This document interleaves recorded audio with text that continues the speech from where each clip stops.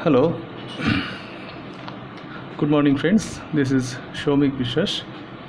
Today we'll be taking the class of Fourier transformation. This is lecture 2.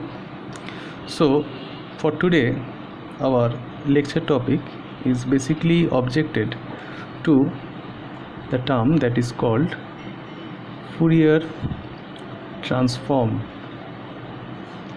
Actually the last day when I've started with the same term Fourier transform, but that previous class I told you about what is a Fourier coefficient and what is a Fourier series, and mainly the Fourier series and Fourier coefficients are being evaluated from a particular pulse which is periodic in nature. Now Fourier transform is a tool which will convert two things. Number one, it will convert the any non-periodic term into periodic term, and number two is called that Fourier analysis.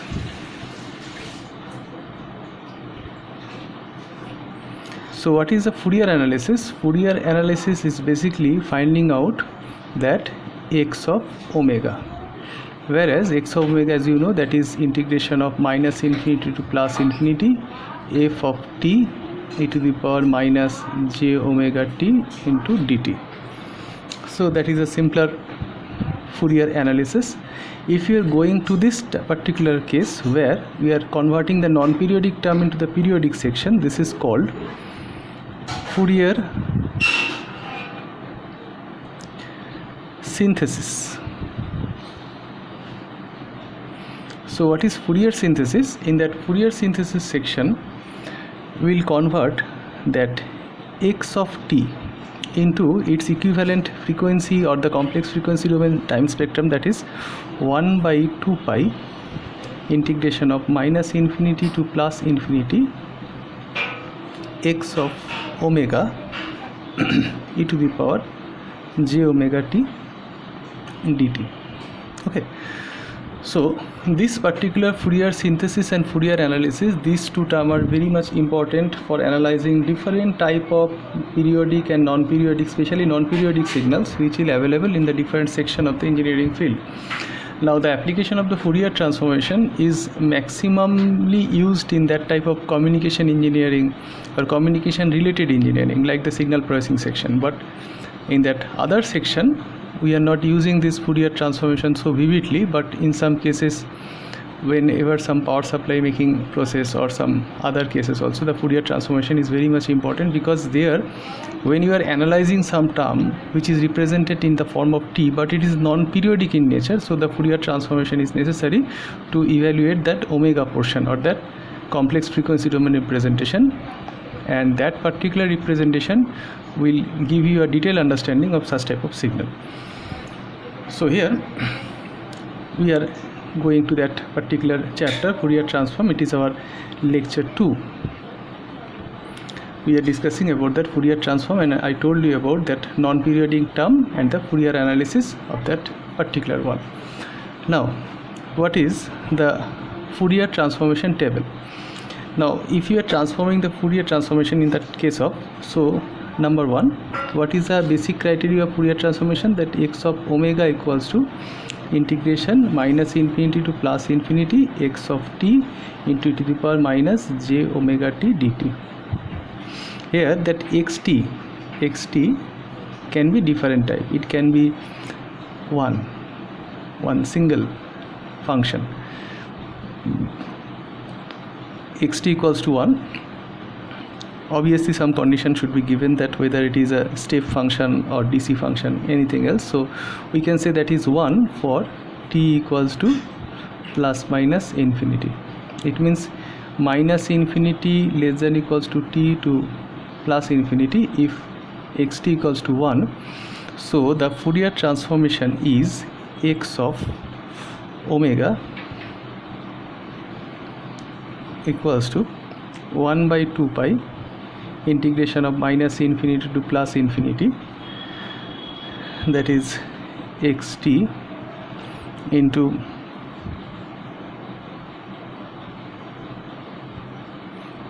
e to the power minus j omega t. So this is basically that delta function, because if it is 1, so the final term will be coming as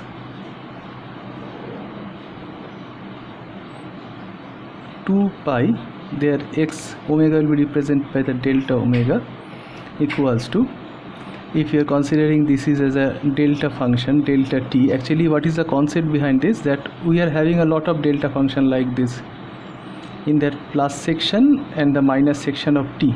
So if you are adding the heads of all the delta function, it will be giving out the long x t equals to 1. So therefore that is equals to that integration minus infinity to plus infinity. Here it is delta of t e to the power minus j omega t dt. Okay, so actually if you are converting this, so obviously this term will come, xt equals to 1. So the final term of that Fourier transformation is 2 pi delta omega. We should keep it as number 1. Now what is number 2? That if xt equals to ut, so how to get that? Ut means the unit step function. So you can write it in this way, that x omega, that is equals to integration minus infinity to plus infinity, that is 1 e to the power minus j omega t dt. So if you are converting this, it will be coming as cos omega t plus j sin omega t. Here one minus sign is given, so it should be minus. Now if you are integrating this particular portion from minus infinity to plus infinity with that respect of dt, so the final term will be coming from that cos term and that sin term. So for the cos term, if you are evaluating this, it should be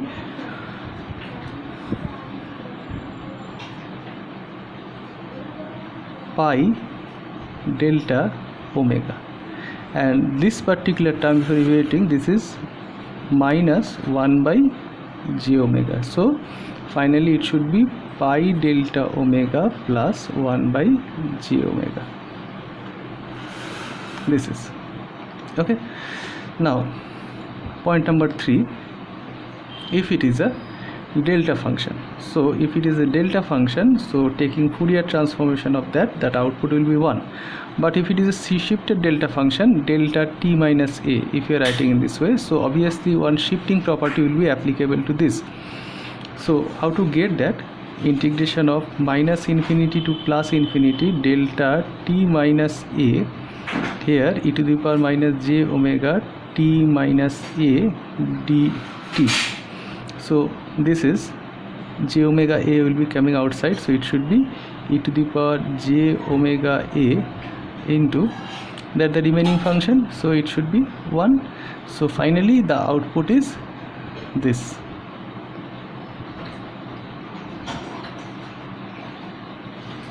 Now number 4, here if you are using some multiplication of that e to the power at with that of ut, so obviously this minus part in the same way coming outside, so it should be integration minus infinity to plus infinity e to the power minus j omega, here it is j omega a and j omega and t, in this way it is given. So finally the output will be giving in this way, that it is j omega and minus a, we are taking common, it should be plus into t, so finally it will be coming as 1 by a plus j omega. Okay, now here for that simplicity of the design, you can consider if this particular part a is tending to 0, so ut equals to the delta function. So finally the delta function when a going to 0, it will be 1 by j omega here, this term.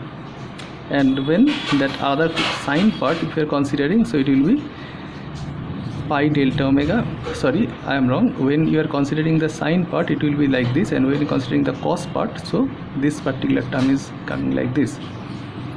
Now if you are doing that another part, number 5, that e to the power j omega 0 t, so what will be the output? It is 2 pi delta omega minus omega 0. Now you are thinking that how it will come in 2 pi delta omega 0. When you are considering xt equals to 1, this particular portion, as you can see, so the output is 2 pi delta omega here. So now if here this particular omega 0, if going to 0, so it should be again 2 pi delta omega. So if you are using this particular function as your given function or xt, so finally it should be like this. Okay. Now number 6, that is sine of omega 0 t. So if you are considering the sine of omega 0 t, so it can be written as e to the power j omega 0 t minus e to the power minus j omega 0 t divided by of 2j. So it is an expression of that sine. So if you are converting this, so obviously this particular term, if you are considering, so this term is 2 pi delta omega minus omega 0, and this is, so finally it will be coming as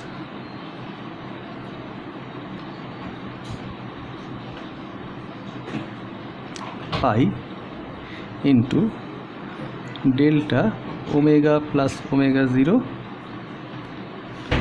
delta omega plus omega 0, and minus delta omega minus omega 0.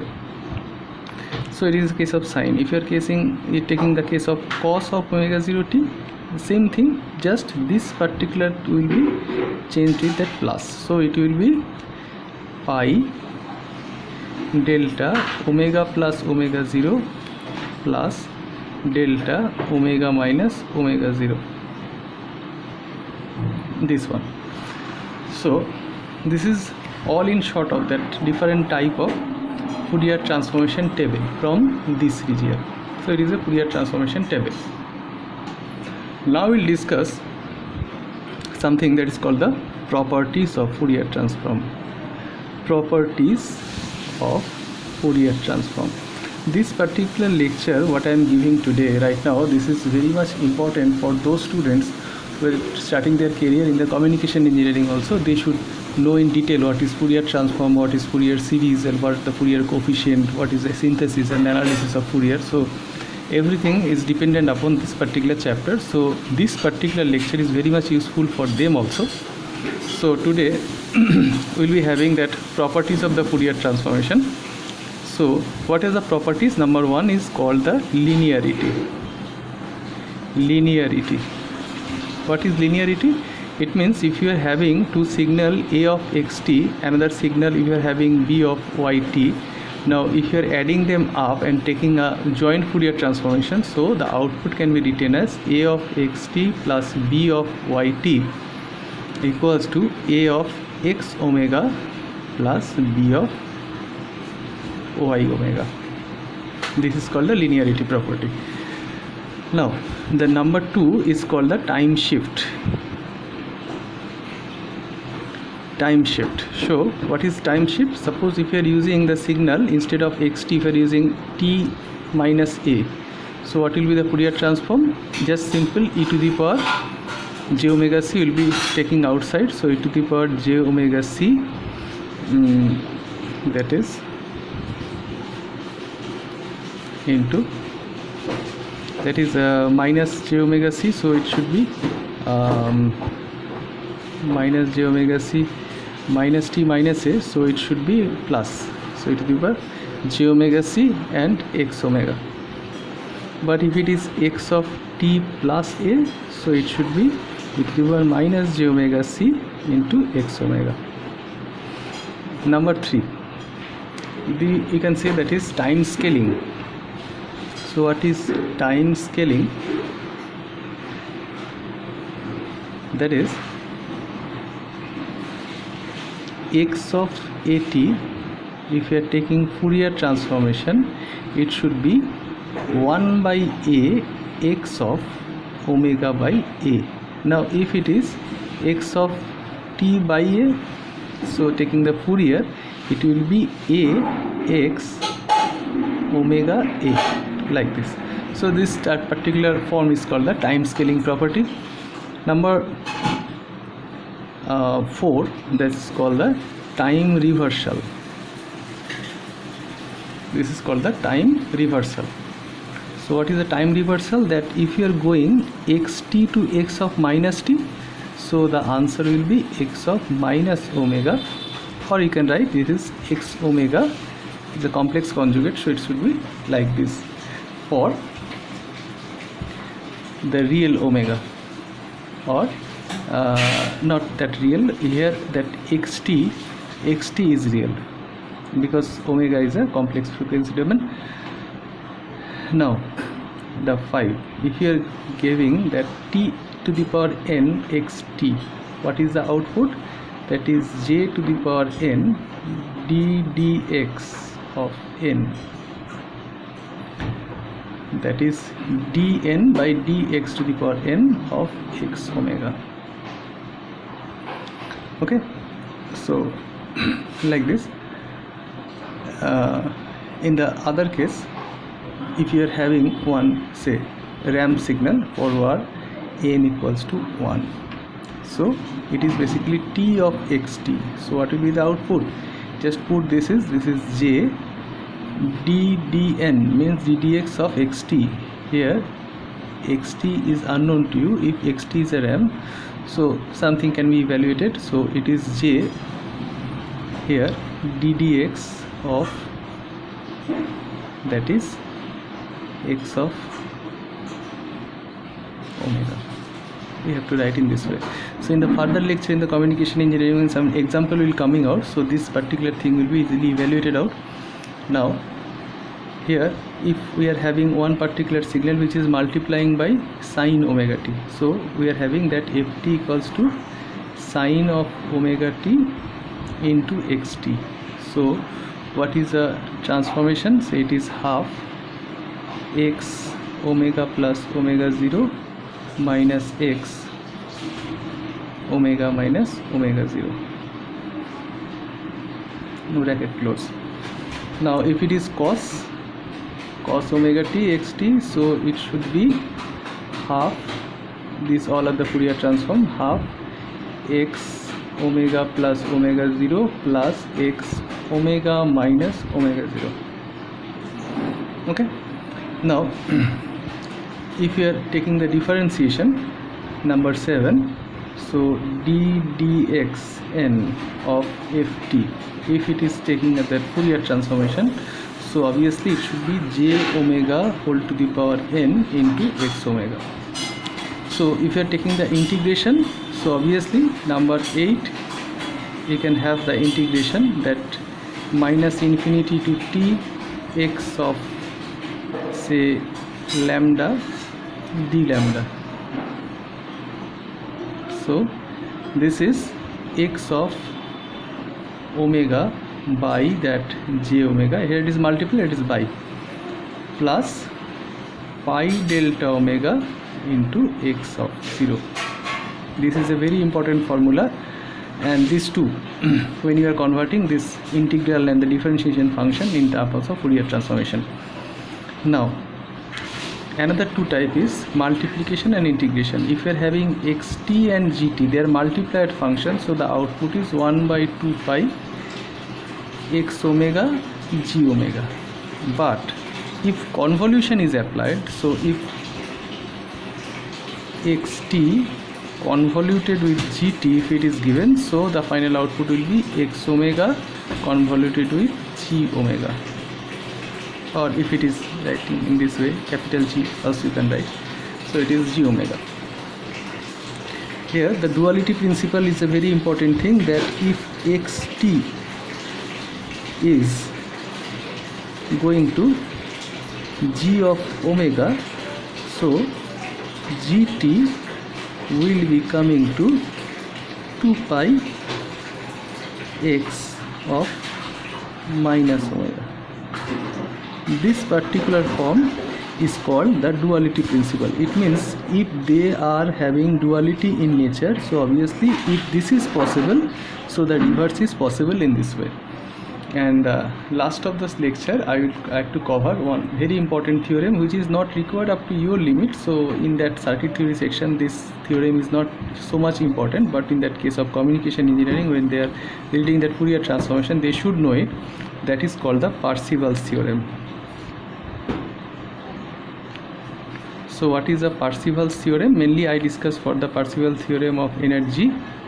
So it is basically integration of minus infinity to t mod of xt whole square dt equals to 1 by 2 pi integration of minus infinity to t x of omega mod square d omega.